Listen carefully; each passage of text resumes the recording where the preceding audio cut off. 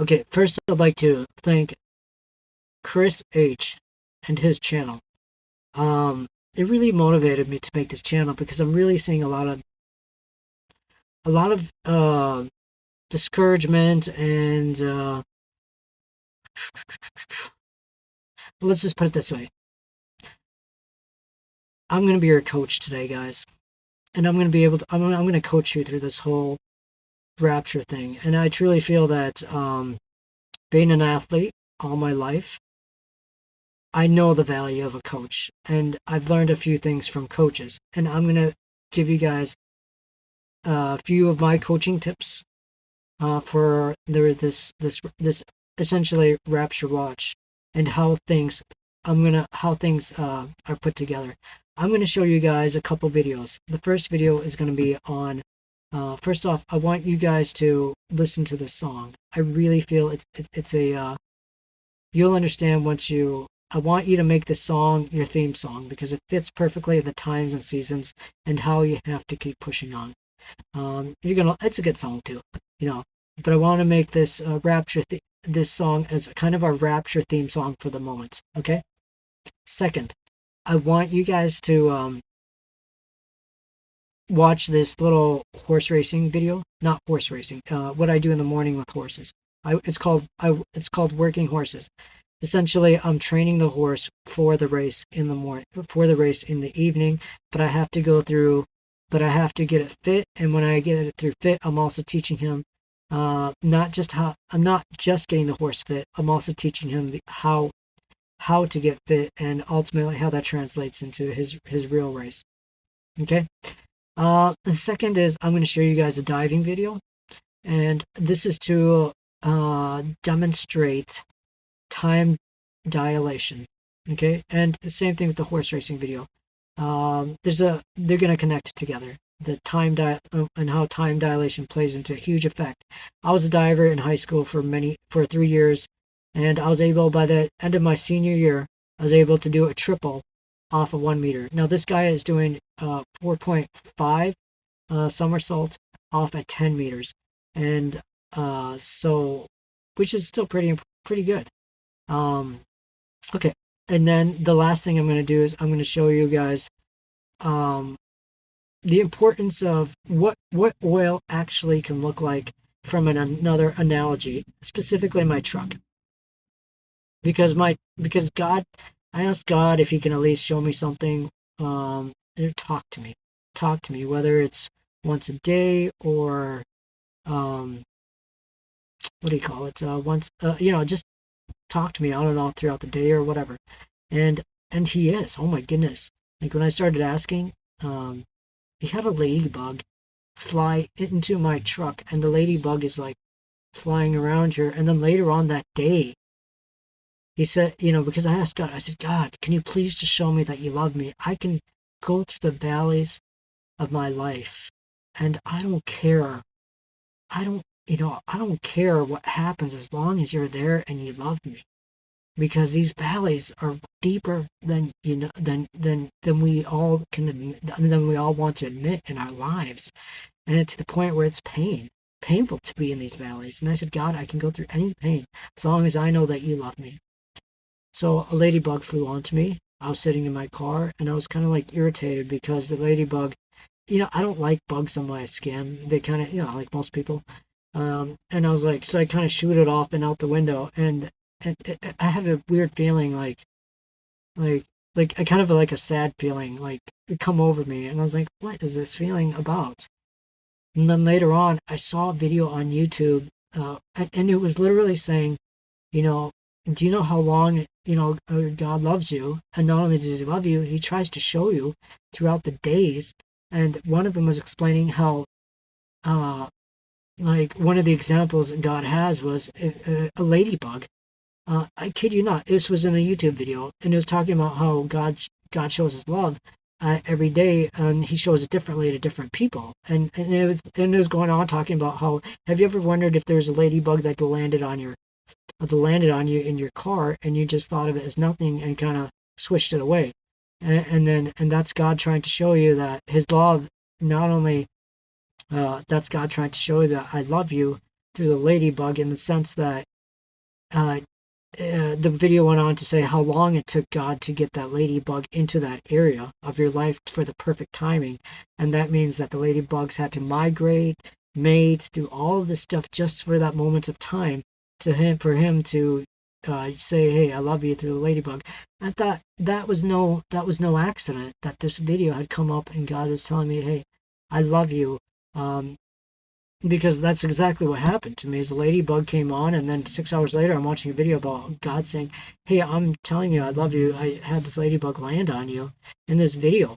And he's like, "Oh, but you didn't notice. Don't worry, I've got a million other ways I'm going to tell you how I love you." And so I think it's really neat. And in fact, there's an I'm going to show you guys a screenshot of another way he's telling me he loves me, and this screenshot is going to be of an oil lamp, and you'll see exactly what I'm talking about and how it relates to you guys. So, with that said, you know, well, before I continue, I know that a lot of you guys are going through, as the dates go by, more dates go by, and you're thinking, are we ever going to get raptured? Yes, God has shown us that we're going to get raptured. He wrote a book. He's revealing all this stuff. And at a certain point, you got to feel like the Israelites.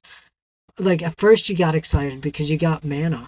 After the first September 23rd, 24th passed, we were all bummed out. But the very next day I woke up and we had manna the next day. And how excited we all got again, you know. And then before you know, more manna came. And eventually the manna was kind of like, okay, like the manna keeps coming, but the date never shows up. The promised land never shows up. And the manna, even itself, starts kind of tasting stale and thinking, okay, can we get meat? Can we get other things? And as much as some of us are online and we're thinking, okay, more manna, more manna, more manna, but it's not starting to taste as good as it once did.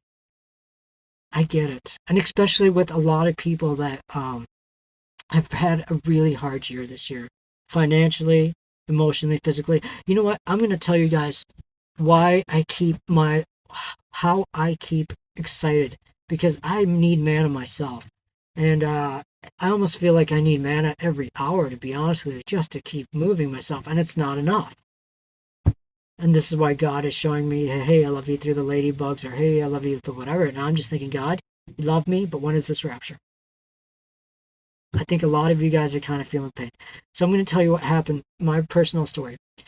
In last year of 2024, in February, let's rewind. In 2023, I had met a beautiful girl, and she was ending her divorce. And I was racing at Texas at the time, and I really never made a move on her, nothing like that. All I did was I got to know her as a friend. And so I'd go to her barn every day, and we became good friends, essentially. And then not only that, I got okay, I'll back up. She had a horse, and I'm not going to put any names out there, but because I don't need you guys to look this up. I don't need you guys to stalk her. I don't need anything like that. But wherever it was back then, whatever racetrack I was at back then in America, that's all I'm going to tell you, is that she had a jockey that won for her once on this horse, but could never come back and whatever. So one day I'm standing there, I'm watching the race with the jockey, I'm looking at the race, and I'm watching the horse come down the final stretch of it, and he is way behind, and he comes running at the end, and he manages to get one or two horses, and then I keep watching the horse, and as she goes down there with the trainer, they untack the horse. The jockey gets off, they untack the horse, and the jockey says, "Sorry, no luck today," or whatever he said in Spanish or English or whatever. And I'm watching the horse, and as I'm watching the horse does something that gives me a few red flags, because I'm trying to determine, does she just have a horse that can't run, or does she have a bad rider? Because as a jockey, I've got my own point of view. And so I will go back, and my biggest indicator was As the horse is walking back home to the barn, I notice that he starts jumping, rearing up, feeling really good. Like he started feeling good and warmed up, and he was ready to run his race. So I went up to the gal and I said, I think the jockey didn't give you a fair race. And I think the jockey just didn't give you a fair race. And the definition of insanity is doing the same thing over and over again. So what I did was, and she's like, yeah, I know, we need to switch jockeys and stuff. And I said, let me work the horse and let me see if it is the horse or the rider. And so she said, fine. The next morning, a week later, after you give a horse about a week time off after a race, or depending on the horse, but a week or two go by and the horse starts going back into training again. And this time we do what's called a work. And in the morning, it's kind of like a time trial to keep them fit. It's kind of like if I was running and that last part, I'd kind of just run really fast to keep the air on me from getting out in shape. That's what we did. I worked the horse, and I wanted to see if, like I said, if it was the other rider. And I noticed that the behavior of the horse was he did not respect. From the moment I got on his stall, he was not respecting me. He wasn't respecting anybody. So the minute I jumped on his back, I took my crop and I whipped him. Pop, pop, and I let him know who was in charge. And that moment, he did this. And so I go out, he did this, he's like, yes, sir, no problem, sir. And then he goes out and he does what's called a work, like I was explaining. It's kind of like a time trial. And he gets the fastest time trial that day. And I came back to the barn and I said, I think I know your problem. The problem is the rider, it's not the horse. And they said, okay, well, you got the mount. So I get on him and I get the next race. The rider before him, he's kind of ticked off, but he's thinking, no, he's not going to do any better than me, so it's not a big deal. I get second place with the horse. Yeah, second place. And they're all excited, And so they kind of bumped the horse in class, and I said, no, don't bump the horse in class. He didn't win this race. Just because he ran a good race doesn't mean you bump him up. But they bumped him up, and then he got fifth place with me the next race. And I said, you guys got to bring him back down to his level. Okay. And then, so they did. They brought him back down to his level, and then we win. Not only did we win, it was an impressive win. I was running against the favorites.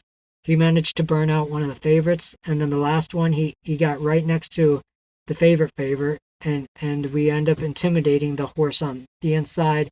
To the point where we run right past him and win the race. And we won by literally this much. And then later on, that girl comes back to me. She says, that horse almost exactly paid me the amount of money I needed for the divorce. And I realized at that point in my life that I wasn't meant to be a big rider, but I always ask God, please use me in a way that benefits your kingdom, even if it means racing at the bottom or racing wherever. And there's a lot of people I've helped, and I believe that Romans 8:28 kind of comes in mind, right? And long story short, after we win the last, then I get on a horse called Honor and Fire for the same people, and I win a week later on that horse, first time starter. And that's the last time I pretty much see them. And then I go to Nebraska, and the first day of racing over there, in the last race, I break my fingers. I had a 4-horse pileup. I break my fingers.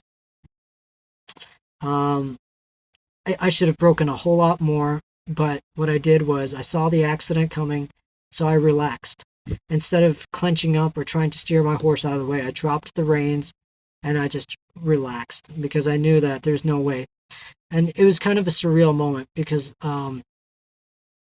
as I relaxed, I closed my eyes knowing that there's no way I was going to get out of this. And when I closed my eyes, all I felt was my body bouncing between one horse, another horse, and I didn't even know which way it was, up and down. The accident happens. And I get up, and this time when I open my eyes, I'm in the infield. And I crawl out from underneath the fence.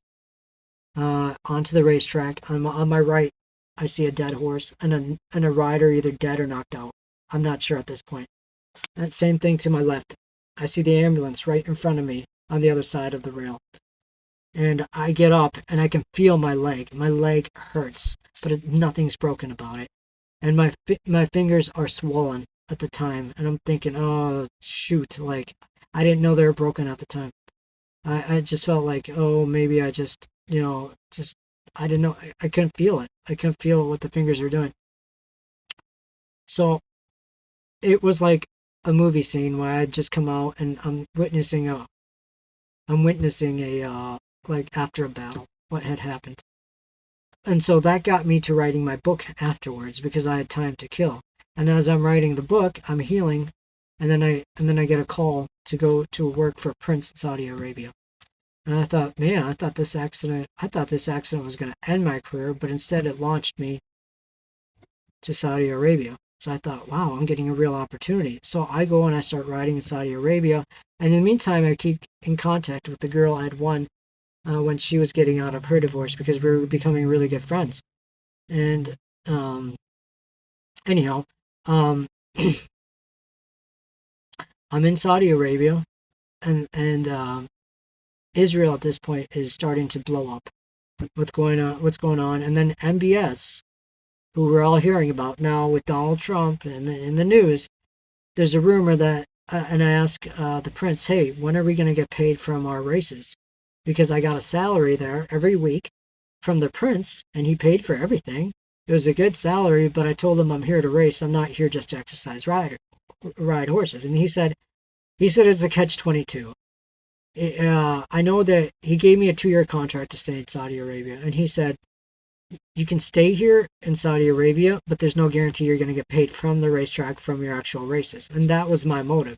My motive was to race and whatever. And so he said that MBS or somebody that was related to him took a lot of the money from that racetrack and blew it at the casinos or somewhere. I can't remember where. So nobody was getting paid. And they didn't know how long this problem was. And apparently it's a big issue over there at those racetracks. So I said, thank you, Prince, but no thanks, and I left.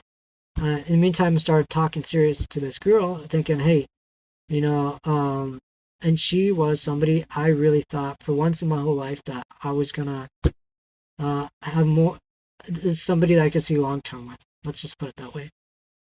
And then my dog dies. My dog at 15 and a half years dies. And that dog was everything to me. I loved him and I still miss him. But so I end up leaving Saudi Arabia, the biggest opportunity in my life to go big in the business. My dog dies. And then when I get back home to the United States, the girl decides, I don't want to be with you after all. So I lost who I potentially thought was going to be the love of my life. We got along really well.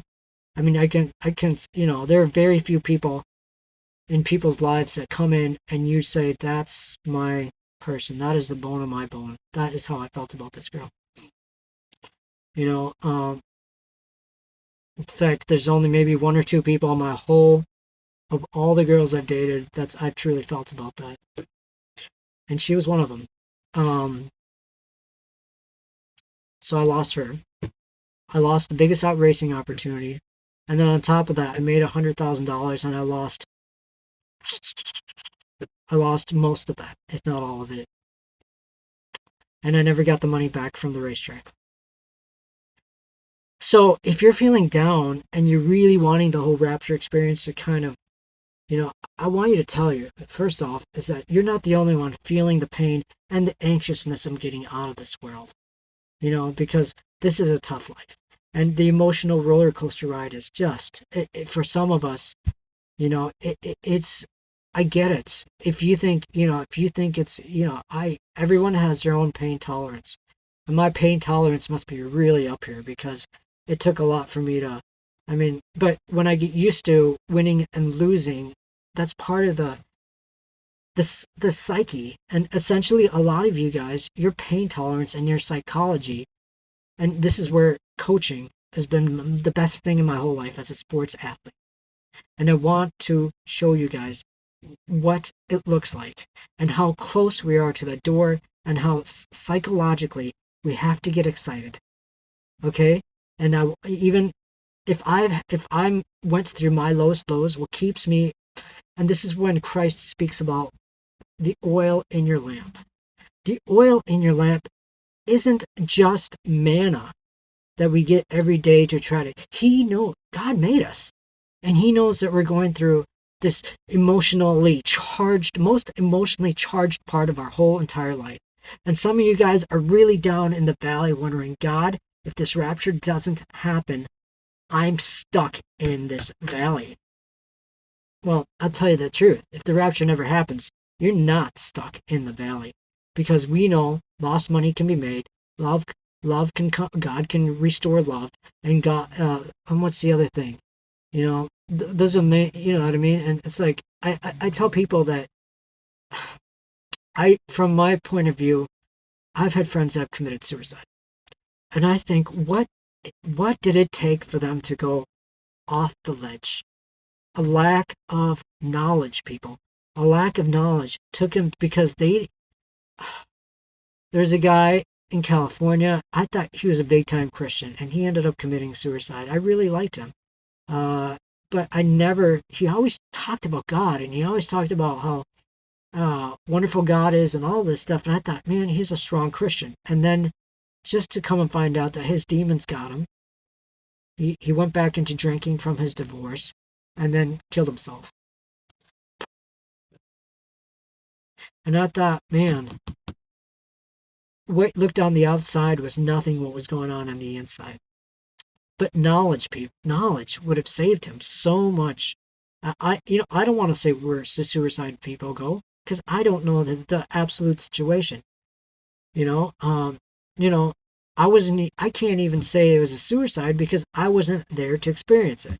But the authorities said it was a suicide, because they said there was a gun there and he pointed it to his head, and there was no other motive for anyone to kill him, other than the fact that we knew that he was on, that when he drank, and it pushed him over the boundaries. The point is, if he knew, he was in a very, and they said that at the time, right before the suicide, I remember thinking he was in a really hard financial situation, because he also had a divorce, he had children, and he was not making enough money. So he left 2 beautiful daughters, over money issues. Do I know that for absolute sure? No, I don't, but that's, I connect the dots, and that, and it was always a money thing with him. So if he knew that lost money can be regained and love can be found again, that kind of knowledge, through the ups and downs, instead of just, and that's what life is trying to do. Life is trying to save us, while the devil is trying to get us over the edge of no return, and that's death.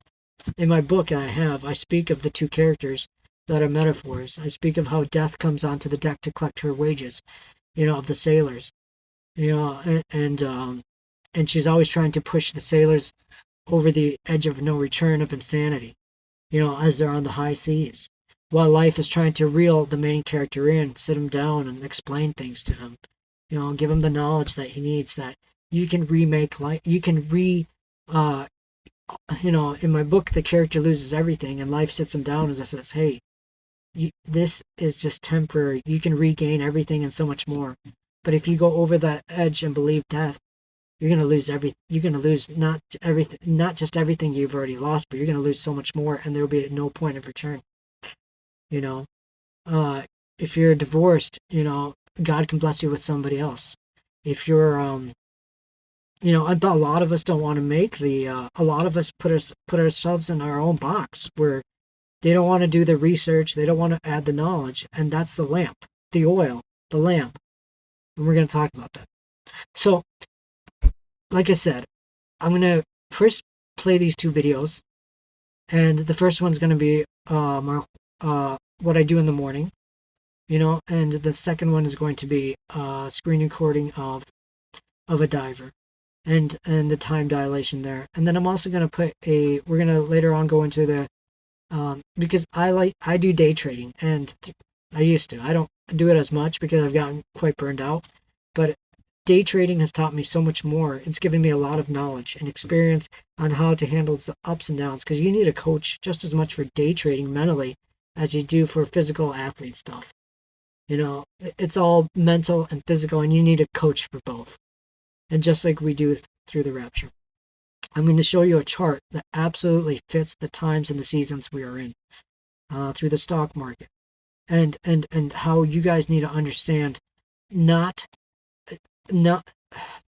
when feelings fail you, you need to understand the logic versus feelings, and how you can't let your feelings drive you. You feel, but what does the Bible say? You feel unloved, but God says, I love you. You feel abandoned, but God says, I will never abandon you. That video that's out there on TikTok about with that black pastor saying, you feel, but God says otherwise. And you have to truly believe that. Okay, so here's the videos. And I'll let you guys know right after what I'm thinking. And I'll connect the dots. Okay, here we go.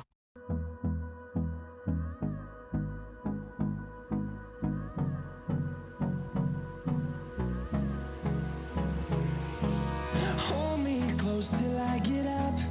Time is barely on our side. I don't wanna waste what's left. The storms we chase are leading us, and love is all we'll ever trust. Yeah, no, I don't wanna waste what's left. And on we'll go, through the wastelands, through the highways, till my shadow turns to sun rays. And on we'll go, through the wastelands, through the highways, and on we'll go.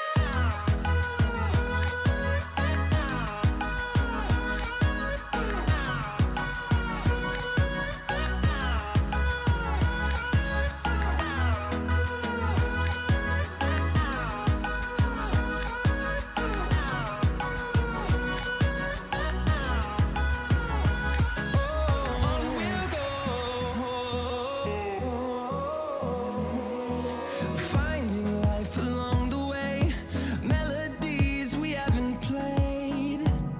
No, I don't want no rest. Echoing around these walls, fighting to create a song. I don't wanna miss a beat.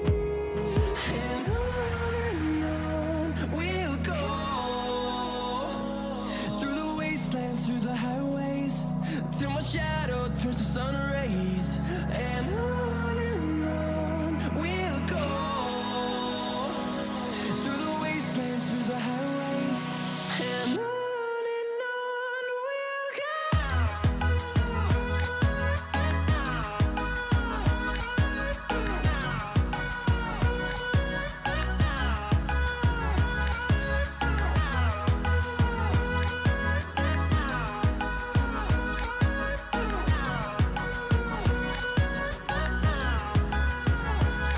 And we'll grow in number, fueled by them to see the horizon, turn us to thousands. And we'll grow in number, fueled by them to see the horizon, turn us to thousands. And on we'll go, through the wastelands, through the highways, till my shadow turns to sun rays. And on we'll go, through the wastelands, through the highways, and on we'll go.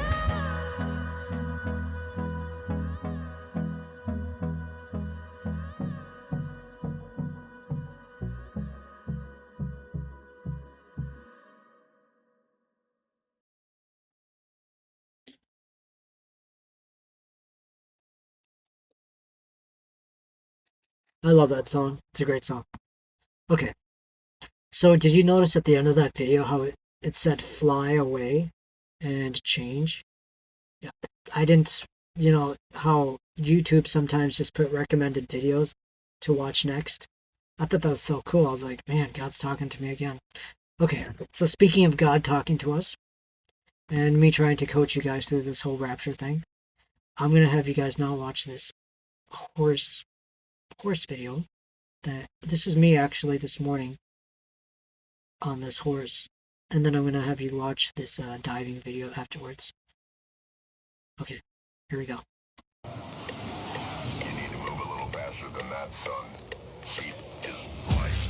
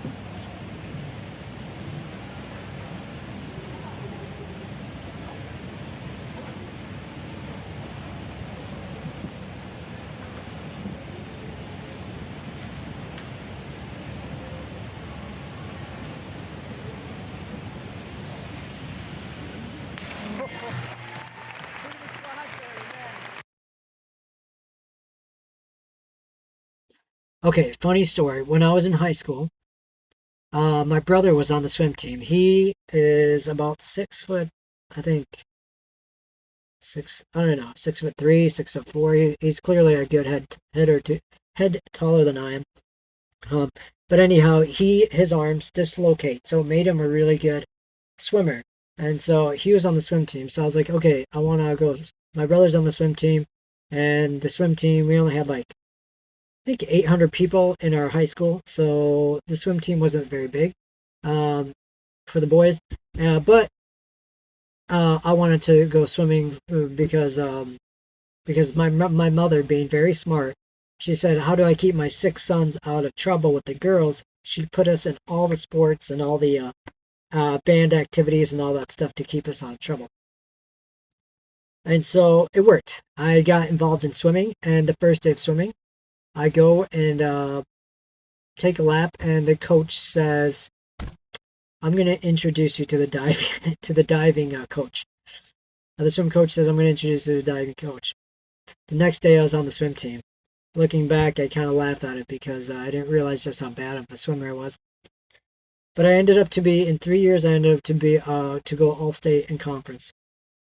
And my diving coach said, in fact, he said, "I wish I had you a year before because you super accelerated um, your last year as a diver." But here's the thing I want to bring out with the whole diving thing, guys. During my time as a diver, I learned a few things. First off, it's all mental. The dives were all mental. You one of the ways we practiced was, and this really helped me, was I started practicing on a trampoline to a harness, and when I knew that I was safe, I would literally do every possible dive I could learn and the mechanics of it and everything, and it translated really well. But here's the thing I also learned is that video I showed you guys with that Mexican diver in the London 2012. Look how long he stood on the board, and then look how long it actually took him to mentally get through the dive and then finally land the water. The moment he made up his mind and went for the dive, it took him 3 seconds. I counted from the minute his feet left to that 4.5 off that 10 meter and to land his landing. The way, okay, so for those of you that have been diving, and this is talking to people that have never dove board dove like I did, um, based off your body, your body's gonna kind of dictate what kind of dives you're gonna do. So I could, because I'm naturally smaller, and I'm more built like a wrestler. Um, I was able to fold up and my biggest points in the diving world was doing inward somersaults, reverse somersaults, um, backward somersaults, and pretty much anything somersault because I was able to really fold myself in. Where taller guys, they're going to more benefit from their height by twisting. They become the twisters on the team, and I become the somersault guys. I was able to do a three. By the end of my senior year, I was landing. I was landing barely. I tell you, barely off a 1 meter, three somersaults. Uh, and I could do a 2.5 inward, which was like if you're looking at the board, you jump backward and then you go one full somersault and another full somersault and then half a somersault and then break. Now, how was I able to perform the mechanics and the timing of that dive? It's because I was able to learn how to mentally, without even knowing it, and my coach taught me this without even knowing it, is how time dilation works in the mind. For example, he told me that whether I'm doing an inward or I'm looking back or wherever I am on the board, whatever's in front of me, take a spot on the wall, and then every time you pass it, you count. So there's a clock on the opposite side of the pool, and so when I'm doing a front forward flip, whether it's a triple or a 2.5 or whatever, I would know just based off that clock how many times I went off. So I would I would go off the board, do my jump, and then I would start counting every time I turned my body around. I'd throw myself with my arms, and then okay, I see the clock. 1, 2, 3, and then I'd kick out. Or if it's 2.5, then I'd train myself to see another part behind me. If I saw after I do the after I see the clock twice, and then I see the other thing behind me, then I'd say, okay, this is where I kick out. And to the viewers, the dive was less than 3 seconds, or 3 seconds in this case. But to you as a diver, your mind slows everything down where it's almost takes forever. When you're counting the clock, you're like, oh my gosh, when is it going to get around? 1, 2, 3. Okay, now go. And it seems like you slow your mind down so much where it feels like it's forever. And that's what it really feels like, guys, is that we are, same thing in that horse racing video that I wanted to show you guys, is that, and that not horse racing video, that horse morning workout video, the reason why I bring that up is not just to show up that, hey, this is what I do, because to be honest with you, the video demonstrates a few things. First off, you got to be in it. First off, you got to be in it to win it. And how do you do that? Well, you have to practice. You know what I mean? And right now, with every date, we are practicing to quote unquote maintain our oil. Just like the horses in the morning, they go out and they practice and practice and practice. And then one day the real deal is going to come and we're going to all get raptured up. And we'll have so much oil in us that it'll be unbelievable. But in the horse world, you're teaching the horse how to get in his lane, how to stay in his lane, how to do all these things in the morning. Just like that diver. It's also a time dilation as well, because for you guys, so when that actual race comes up, for you guys, it might be just a 2-minute race. But for us, when we think of like, oh my gosh, I got a mile race, it feels like eternity out there because you're sitting most of the time, waiting. But to the crowd, which I'm going to, in this case, say it's heaven. Heaven's watching all of us. God's watching it, and God's the coach, and he's watching us, and he knows that I'm out there, and I'm on my horse, and he knows that it's feeling like a really long race. For me, I'm going, but to God, it's only 2 minutes. To the crowd, it's only 2 minutes. But a lot of you guys, because you're not psychologically attuned to the fact that races are just as much mental as they are physical, And not only that, on top of that, we have all the pains added into the race. You know, like my pains of what I all the losses I've had in the last 2024.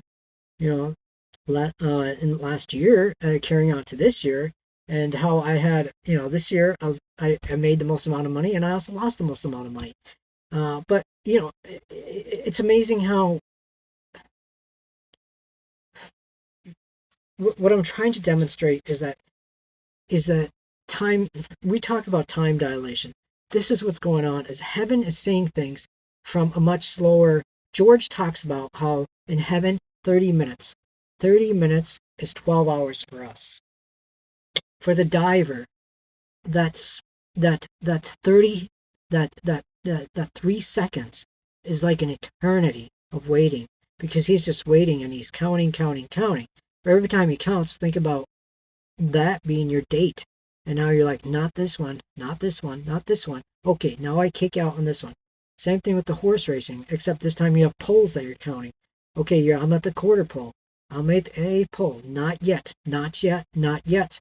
But at the same time, the crowd's thinking they're getting closer, they're getting closer, they're getting closer. Everybody starts standing up, and everyone's getting excited, but not yet, not yet. And then, boom, it comes and you're at the wire.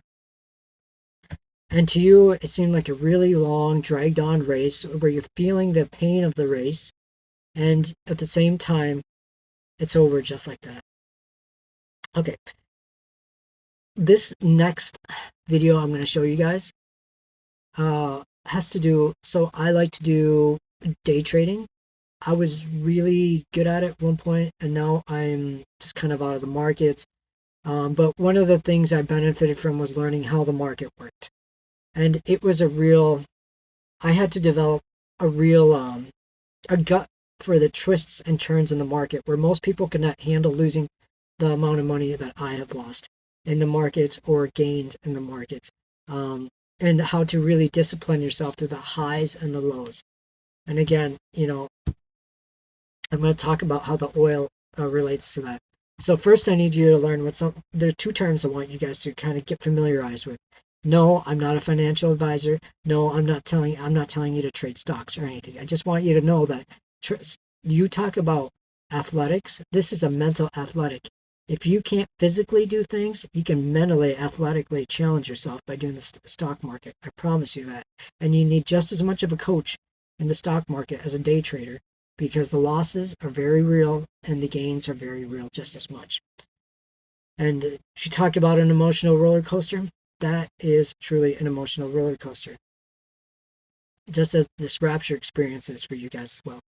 So I want you to guys, by the end of this video, I'm going to, I'm going to play this video, and I want you, if you want to go back and rewatch it, just to make sure you're kind of lined up with what I'm talking about, or if I skip something, at least you're familiar with the term parabolic and then squeeze, and the purpose of a squeeze, and how you guys get manipulated and that stuff.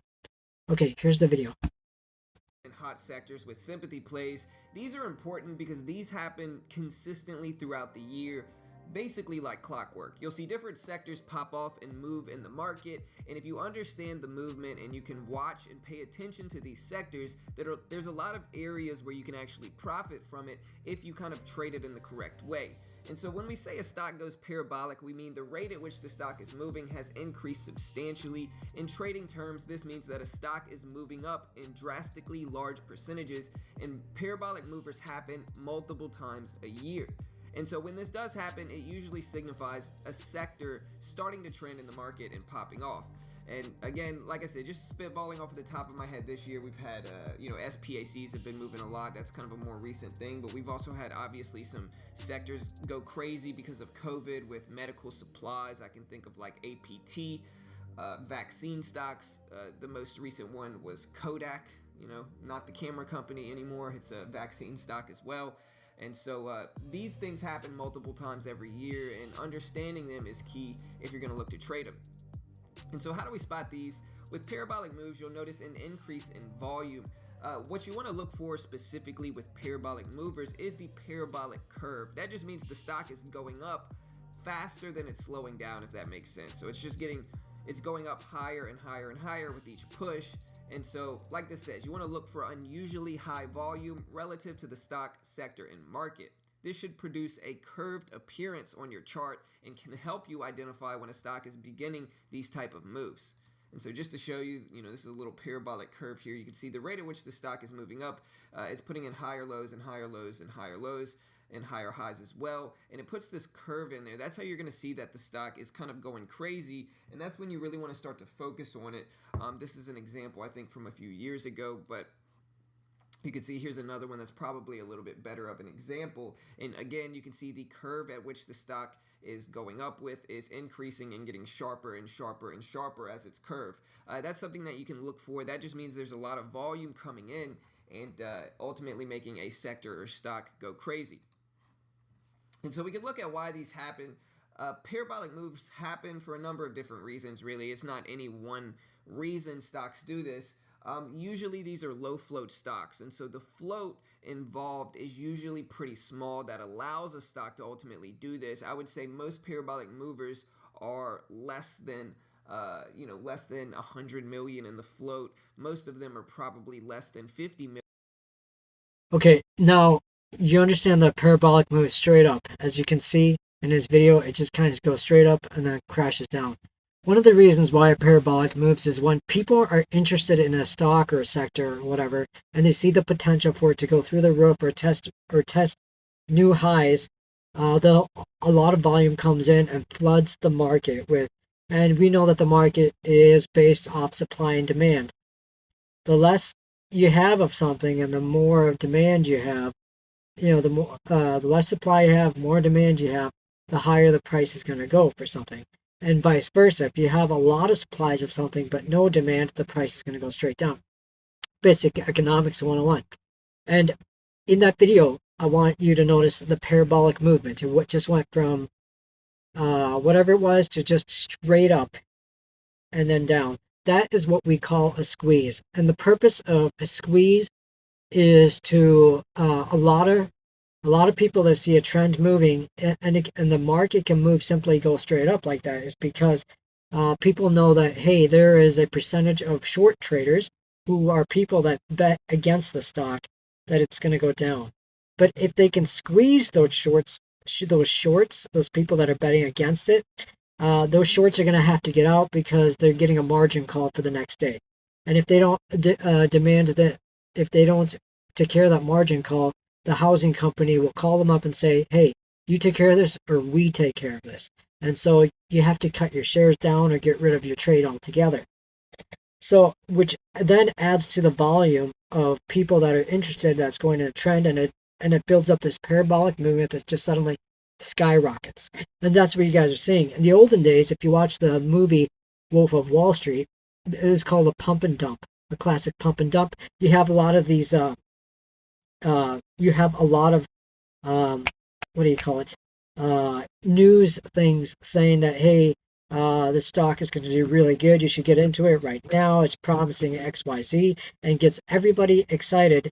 And then because you didn't have the internet and you didn't have like Thinkorswim or platforms like that back then, you'd have to call your stockbroker and say, hey, I want 100 shares of ABC or DEF.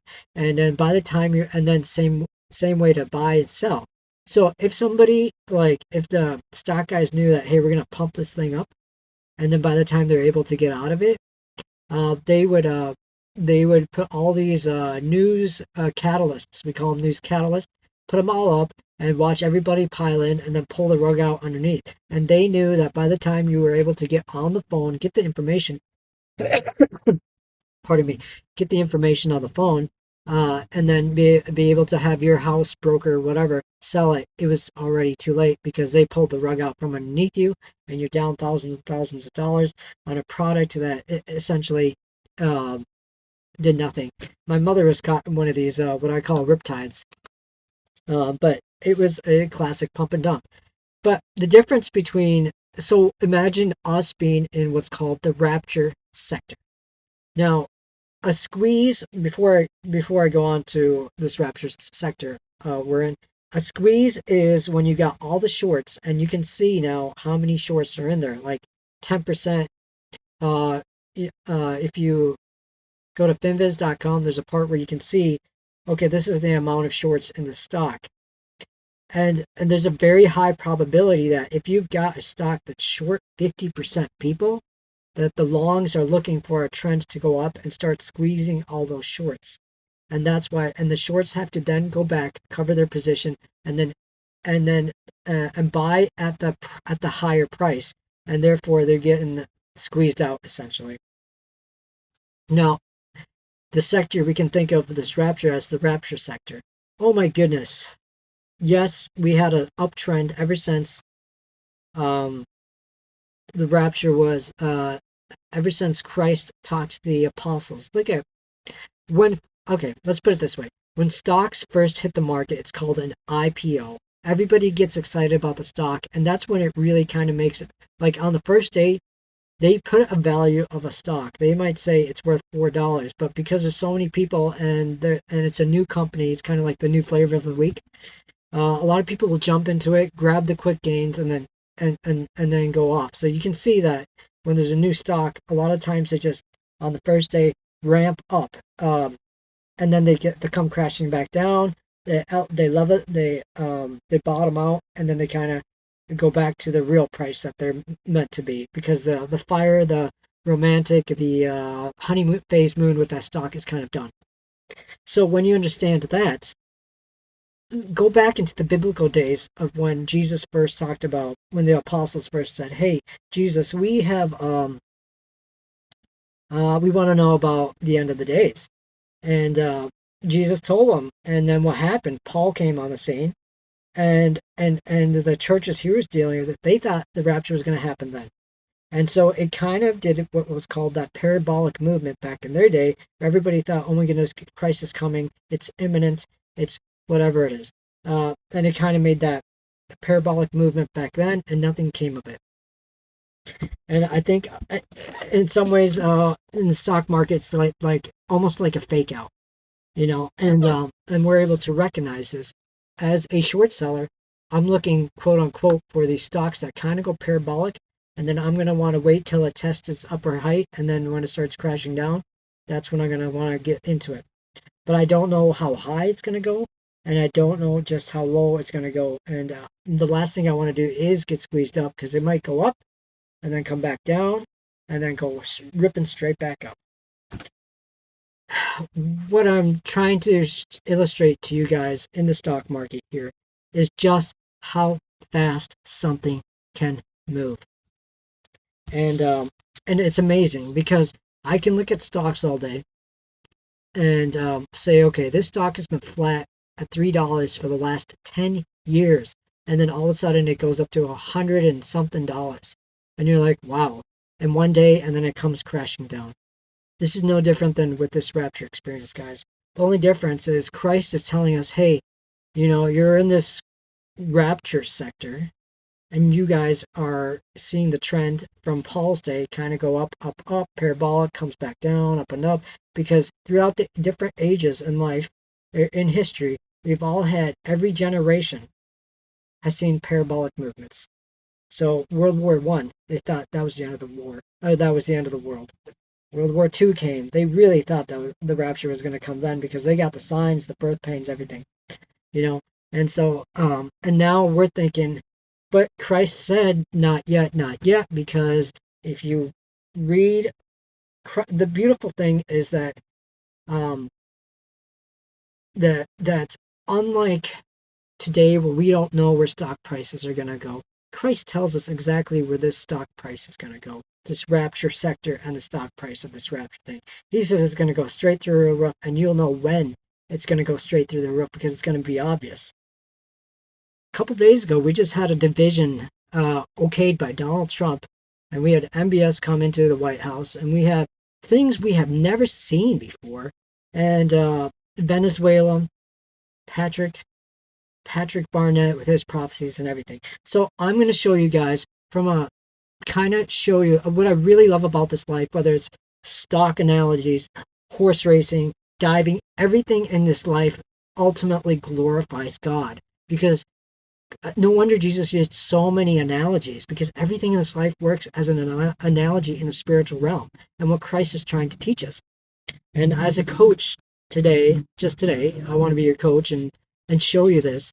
So I'm going to show you this market, um, the stock market deal. All right. So I'm gonna. Okay. Here's the picture. All right. Now you guys see it. Ironically, this was the first chart that popped up in my when I opened up my Thinkorswim. This was the first chart that popped up, and I said, "What a perfect example."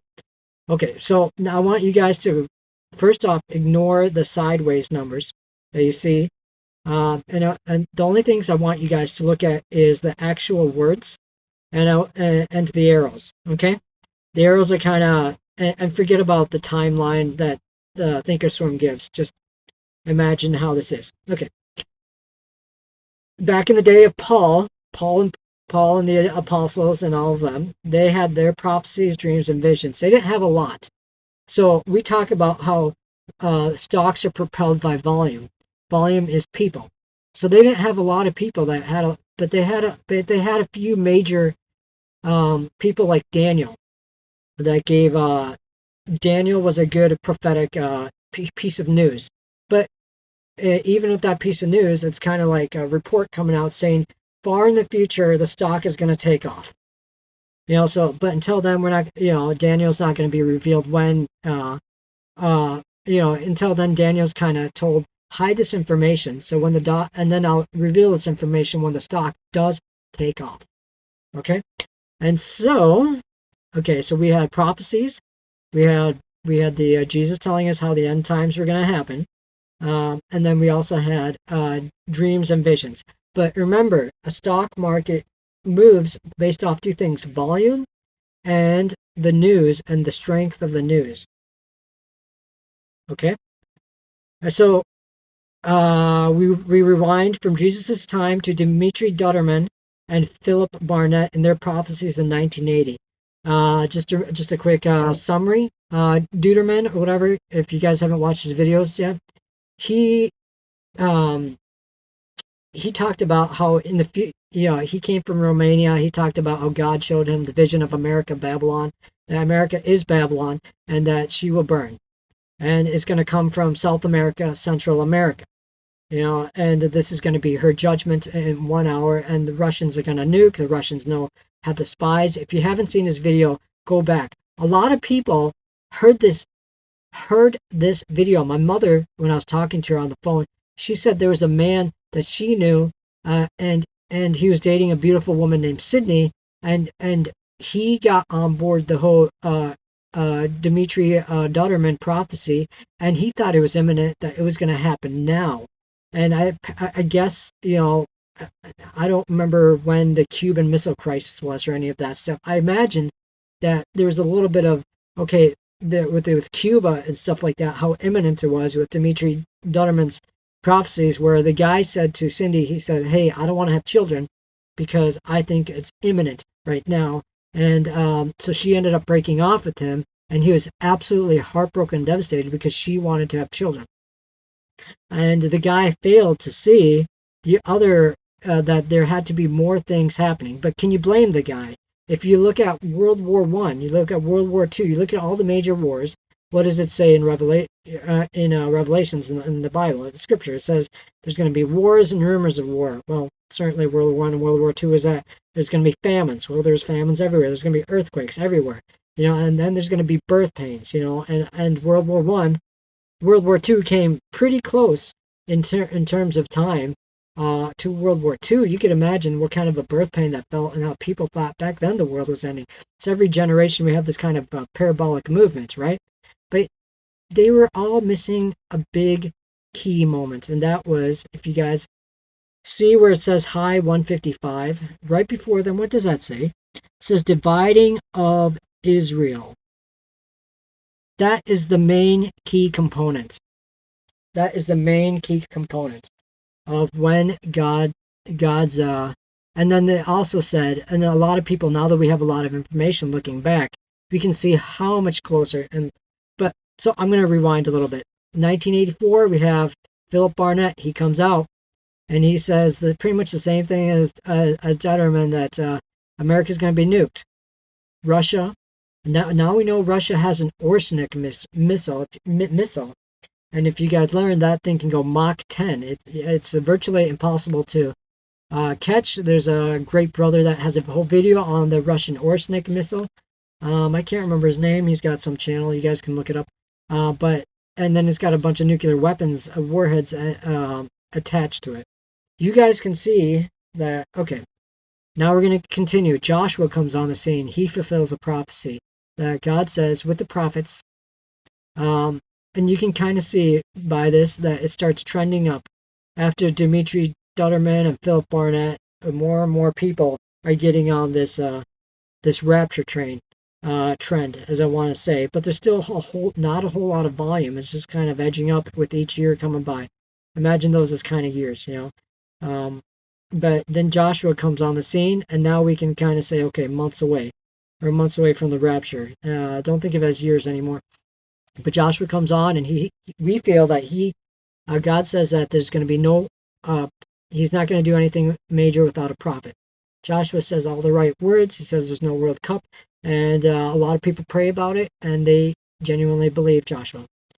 And then look, it kind of pops up where it says September 23, 24th. It kind of pops up. Everyone's thinking that's the day, and it kind of pops up, right? But nothing happens. And then a lot of people fall out, and look at how it pops up, and then the market just kind of crashes on them.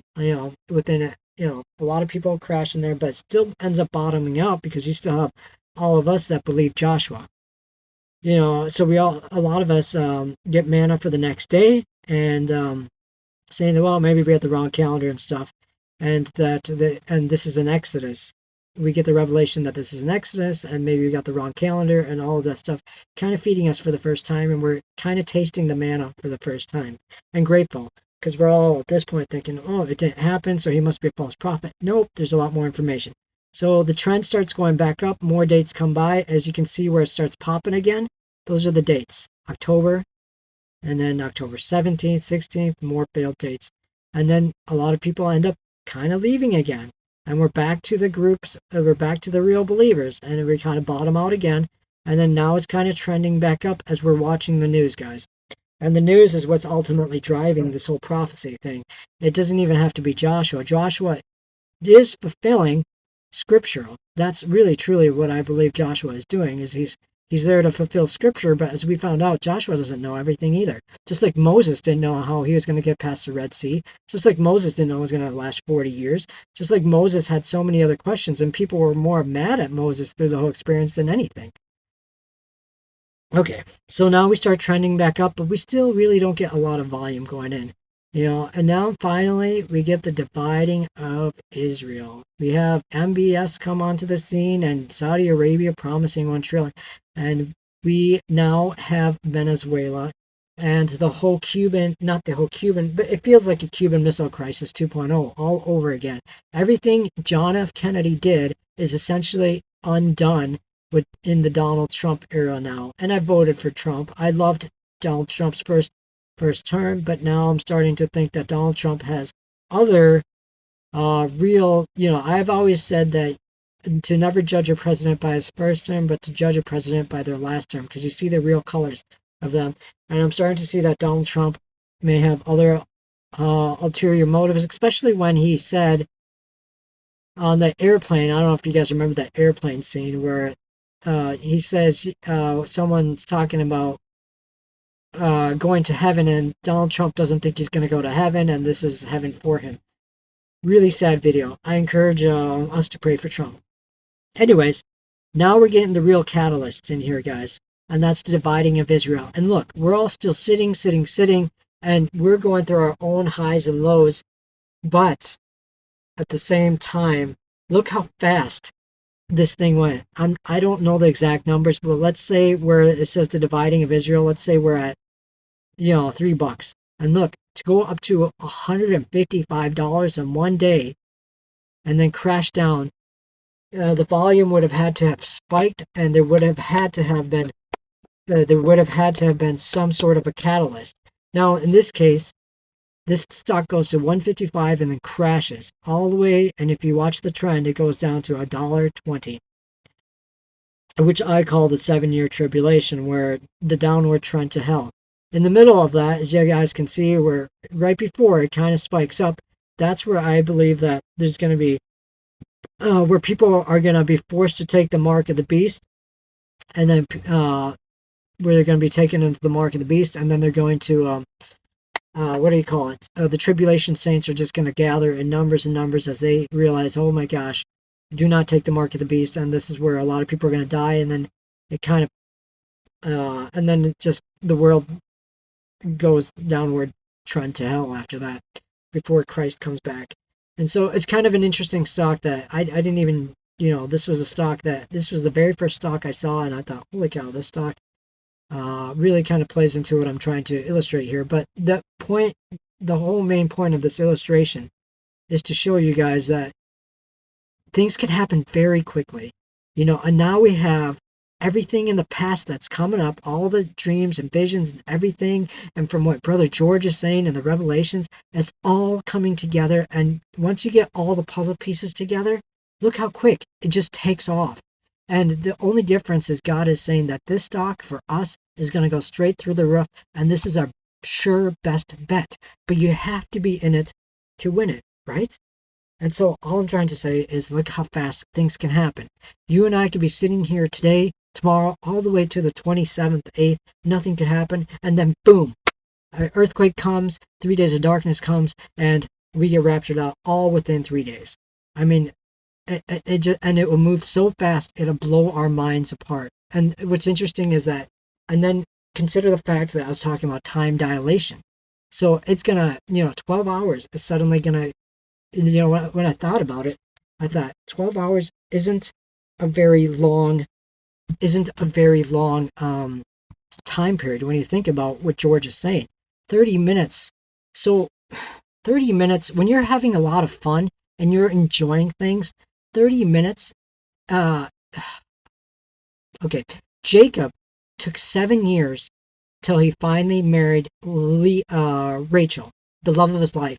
And Jacob said that was the fastest 7 years that had gone by in his time. Well, in heaven, when you're having fun, I truly believe that time flies. So what feels like 12 hours, or what is like 12 hours only feels to them like 30 minutes. Well, on the opposite flip side of it, when you're in pain and you're thinking about this whole, all your pains in life and all that stuff, or when people or people in hell, essentially, when they have their near-death experiences, and they say how time felt like it's dragging on forever and ever because they're in such pain and they're focused on that pain. Time has the opposite effect. It seems like in hell, where it just seems to go on forever and ever because they're in pain. Where in heaven, we're having a lot of fun and stuff. And right now, here on this earth, the other example I wanted to bring out is like, Sister Irene, or I'm so sorry about the names, but the woman that took out the charts and kind of showed us all the puzzle pieces. Is it Christy or somebody? I'm sorry, I can't remember. But you showed us all the puzzle pieces coming together in the calendar, and from the day from the day the child is born to the 8 days later, and then it's cleaned, circumcised, and then we go up. Well, if we understand that birth pains, if we kind of take the birth pain analogy that Christ is using, you can kind of see that every time the market kind of spikes, that's a birth pain with the news. It kind of spikes, people get excited, and then it kind of runs back down. And notice how much closer and closer that spikes get. And eventually, I don't know, but I'm not a woman, but I do know what pain feels like. And when I'm in pain, it doesn't matter how long an event to me is, it feels like it's taking forever. Like I'm in the pain of waiting. We are in the pains of waiting. That's what birth pain is. I truly believe that if you do not give anesthesia to a woman before she gives birth, and she's feeling every dilation, essentially time. I want to use dilation and the pain that we are truly going through what's called a and when the 3 days of darkness happens, guys, that 3 days of darkness is so exciting because I know that that's when we're leaving. That is when we're leaving out of the birth canal, out of this whole exodus, and that is kind of the final push and that's the parabolic movement that we're happening. That's going to happen so quick it'll make your head spin, and that's what But in the meantime, as we're waiting and we're feeling every contraction, and the contractions are getting lower and lower because of that pain that we feel in this life. It feels like it's taking forever, just like a woman that's probably in a lot of pain through the birth. She's probably feeling like, oh my goodness, when is this child coming out? Is he ever coming out? Because she's feeling every single part of pain. And then the minute that child is born and crowned, it's over. And she becomes the most she becomes from being the most miserable woman to being one of the happiest mothers. And that's what I think this is all going to turn out to be. And it's going to happen so fast, guys. And I kind of want to just to coach you guys through this, because this is, if you know, the best part about this is that Christ is telling us how this whole thing is unfolding. We as Christians have the luxury of getting to know the future and how this sector ends, because God is telling us. He's telling us the future and how exciting it is. And that oil, I want to show you this picture. Now, we're going to go from this picture to this truck picture I have. Okay, here's the truck picture. God told me. So, remember when I was talking about the ladybugs and how I want God to talk to me throughout my day? Well, my truck never does this. But yesterday morning, I woke up and I noticed, look at this, the lamp oil on it. Most of the time, I keep oil in my truck because my truck is old. I love my truck. My dog and I have spent years in that truck before he passed away. And it's kind of sentimental value. And so I'll probably just, hold on to the truck until it doesn't work anymore. But I woke up and normally I'm adding oil every week, or not every week, every month into the truck. And I have extra oil in the back of my truck because I know, hey, when the lamp gets more than halfway down, that means I'm going to need another liter or two. And so, but yesterday morning, I woke up and look at this. It just popped up here out of nowhere. And I was like, okay, God, I get it. I get it. You're talking to me this morning. And so I thought it was a really kind of a cool idea. Now, the other thing I wanted to illustrate is that spiritually, if somebody saw this, and like we use everything as an analogy, right? Christ uses a lot of analogies and riddles and whatever. But if somebody saw this on my truck, the manufacturer would be like, this is foolishness. He has added way too much oil. But from a spiritual point of view, if I added this much oil in my own gas tank, or in my own oil tank, in my own lamp, which is kind of funny that it has even a lamp symbol right here, right? Is that this is what Christ is talking about, keeping our oil filled. And when he's talking about that, he's essentially saying, you guys are going to be burning a lot of oil. And a lot of oil is going to be from that emotional drag of being up and down like you are in the market, because you guys are not seasoned. The digestion.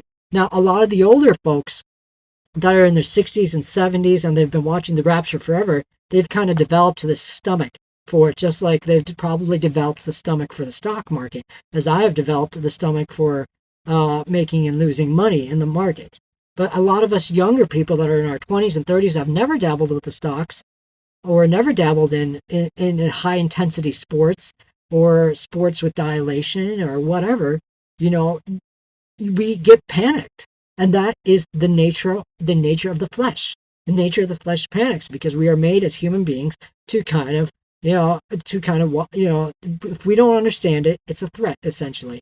And like with horses, fight or flight, and we want to fight what we don't understand.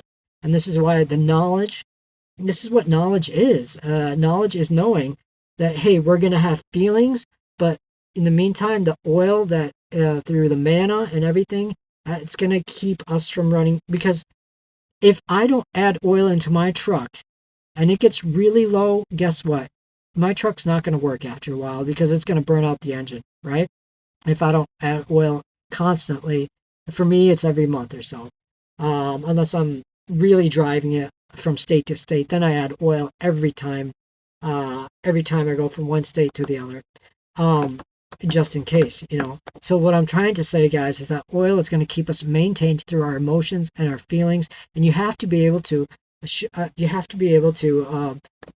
to be logically in tune with what's going on, and that Christ has told us what already is going on, so you can fight your feelings, and you don't lose hope, because ultimately the last thing we want to do, how many times have I wanted, even knowing all this information that I know, do you know how many times I wanted to say, oh, screw it, I give up, I just don't want to do this anymore? But then I think of, this is a once in a lifetime opportunity. This is a race. There are generations, not generations, through all of eternity. People are going to ask us, like, do you remember? First off, I don't know how many of you guys are alive where there was a time in our history where 9/11 happened. But during 9/11, years later, people asked me, where were you during 9/11? And I could tell them from this very moment that in 9/11, I was walking to my ninth grade class. And when I was a ninth grader, I was walking to band class. And there's all the kids. There were half of them were paying attention to TV, the other half were not. And everyone thought they were watching a movie. Even I thought they were watching the movie. But when you looked at the teacher looked very confused. And I asked her, hey, what movie are we watching? And then I realized we're not watching a movie. We're watching history unfold. And even now, you can ask anybody that in the older generation, where were you at 9/11? Everybody remembers uh, where we were during 9/11. In 1,000 years from now, people are going to ask us, hey, where were you during the rapture? And I'm going to be like, I was running my race. And even though I wasn't super successful in my career as a race rider, because I didn't have the name, or I didn't have, or just things fell apart when I least expected it, I won the race of my life. And not only did I win the race of my life, I got a crown for it. Where there'll be a lot of people that will go to heaven, but they won't get the same crown as we do. This is a defining moment for the bride, that will forever echo in all of eternity, guys. And people will come to us from all walks of life in heaven, and they'll want to hear your stories. In fact, George said, in 30 minutes, heaven is just going to go silent as they watch us, however many of us there are, and the world is going to snap into a different reality, that, hey, these people were right, and now they're walking the earth with glorified bodies. And it can happen so fast, guys. In a parabolic, you and I are sitting here 1 minute, and in 3 days' time, you and I are walking the world in that 12-hour window, and it's going to fly by so fast because of the time dilation. Because we're going to be so busy trying to get to whoever we can, and save as many people, preach as much as we can. And then we're off to go home for the next 7 years. And I tell you what, that 7 years in heaven that we get during the tribulation is going to fly by so fast for us.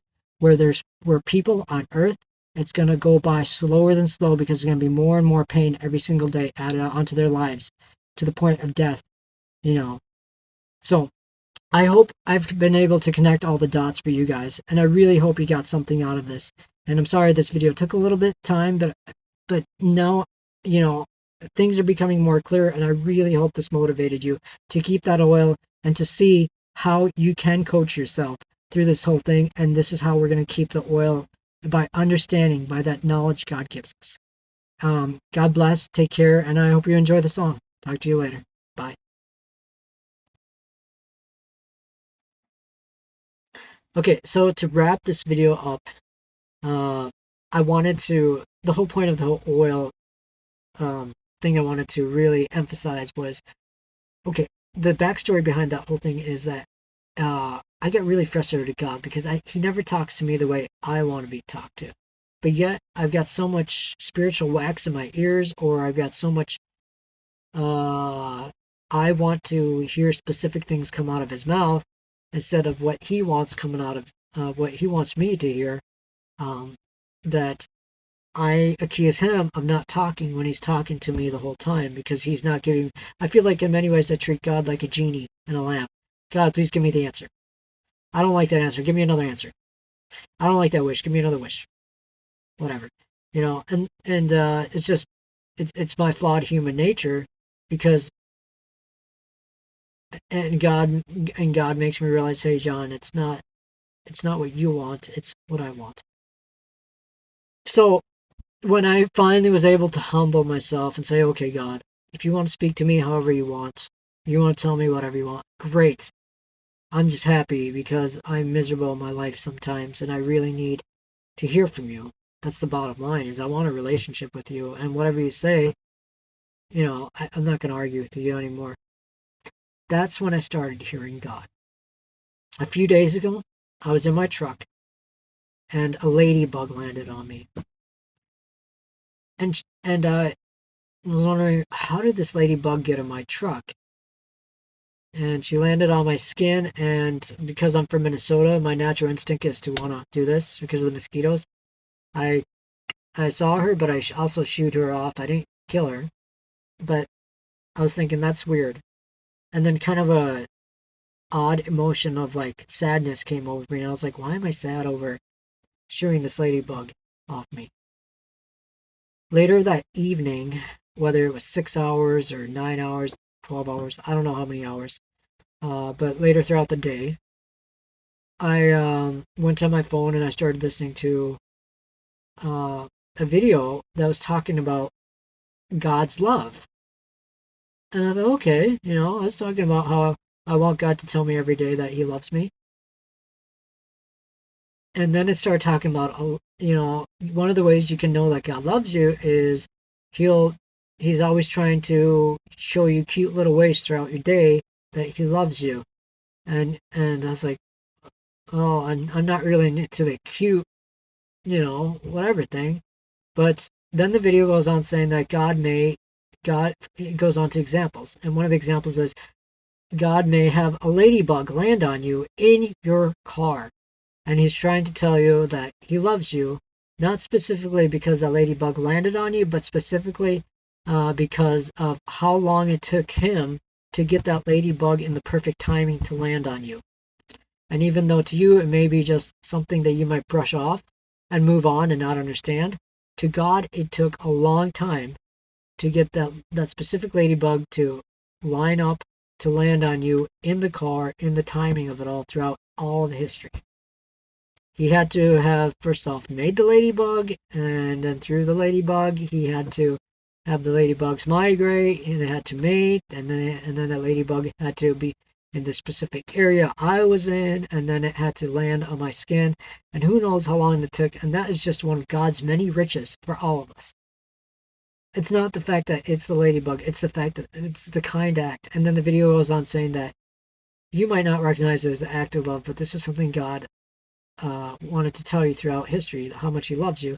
And God's not worried about it, even if you missed that little love note, because you're more focused on your needs and you're like, okay, when's the rapture coming? Or when's my life going to get better or whatever. And here, this whole day, God's trying to say, hey, I love you. He sends a ladybug on me. It lands on me in my truck. And then hours later, I hear the thing saying, God loves you. It's an answer to my prayer. And this is how He loves you, by a lady. And it could be an example of a ladybug. I think, wow, that's incredible. And then He sends me another. And because He knows that I want to hear more, hey, I love you. I love you. Yesterday, because I want to hear God tell me, hey, I love you, I'm thinking about you, and I hear your prayers. More than anything, I beg God to hear my prayers, because a lot of times I think He's absent and silent about my prayers, and He's not. But then you realize that, through these little love confirmations, if He's giving me these little love confirmations every day over nothings, over whatever, and He's saying something to me every day, and I'm finally opening up my ears, He's also telling me that I have listened to all your prayers as well. And just because I don't give you the answer right now doesn't mean you won't have the answer later. And it might not always be the answer that I want either. But I'm glad that I'm at least at a position where I'm able to now humble myself and recognize God's not a genie. He's not going to answer all my questions. And if He does, it's going to be it might not even be with an answer I want. but God's way is always better than our ways. And he sees the big picture like he does with the market, where it's going and where all of this is going. And we just got to be patient in our feelings, because our feelings are the biggest betrayer of them all. So with that said, he sends me yesterday I get in my truck and look at this picture. Look at the oil lamp. Look at the oil lamp on this picture. My truck never does this, but the oil lamp is all the way full and well beyond. And I was like, man, God's telling me something here. And my oil lamp is going all the way down, and all day it stayed up like that. And then the next day, this morning, I turned my truck on, and it goes right back to the level. Now, to you guys, it may not be significant, but it may be significant. But to me, I'm asking God, do I have enough oil in my lamp? And what does that look like? And then so I've got a double revelation of this picture. First off is, if you guys know my truck, she's an old truck. I treat her like an old lady. I'm really nice to her. I go under speed with her all the time. But I also know that, but she burns oil mad. I have to, every month, put a liter of oil in. And if I'm going from state to state, then I have to put a liter in, or I have to put constantly oil her all the way to the final destination. Especially on a long drive, like from Virginia to the Southwest, where I'm at, or so my truck burns a lot of oil, so it's never up that high, and the gauge never. So when it gets halfway down, I continue to add oil. And this is and to the foolish person, when my gauge is all the way flipped all the way past the high, to the manufacturer, they'd say, oh my gosh, you got way too much oil in there. This is not good for the truck. Or if it's all the way to the bottom, you don't have enough oil, you're going to burn your engine out. But to the foolish person, to have that much oil, and it's funny how it has a picture of a lamp right there, So you guys can kind of deduce, hey, this is, the revelation is, this is what Christ means by the oil. Keeping the oil I keep oil in the back of my car, extra oil, so because I know how burned out my truck can get from trip to trip to trip. Think of those trips as days. From this day to that day, watching for the rapture. This day, watching for the rapture. That day, watching for the rapture. And then suddenly, and I know it's coming one of these days. But in the meantime, I'm always adding more oil because I'm gonna burn my truck out if I do not add more oil. This is such a great example of another analogy Christ uses to keep our oils in our lamps, because we will burn out, because those feelings that we have will burn us out. And that's the main point of this whole video, is you can't trust your feelings. You can't trust anything except what the scripture says. You feel, but God says otherwise. You feel abandoned, but God is with you all the time. You feel unloved, but God loves you more than anything. You feel lonely, but God is never not with you.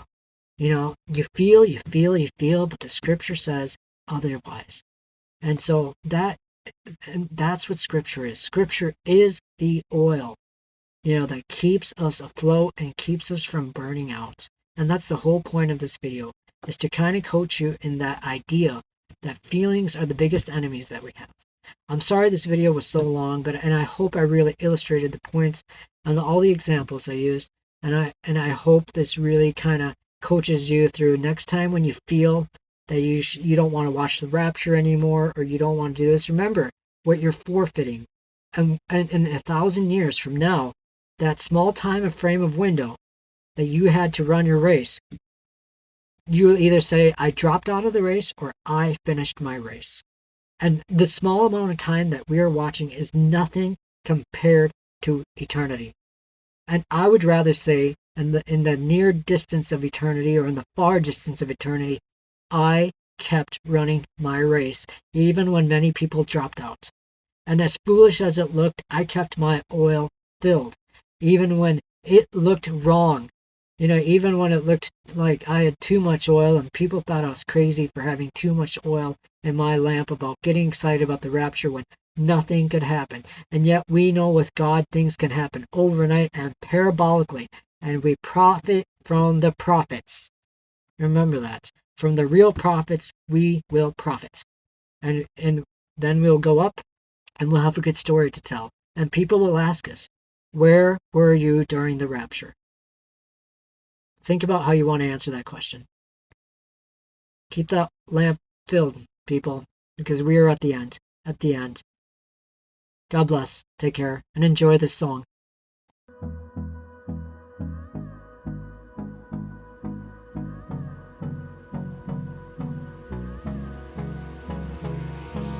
Hold me close till I get up. Time is barely on our side. I don't wanna waste what's left. The storms we chase are leading us, and love is all we'll ever trust. Yeah, no, I don't wanna waste what's left. And on we'll go, through the wastelands, through the highways, till my shadow turns to sun rays. And on we'll go, through the wastelands, through the highways, and on we'll go.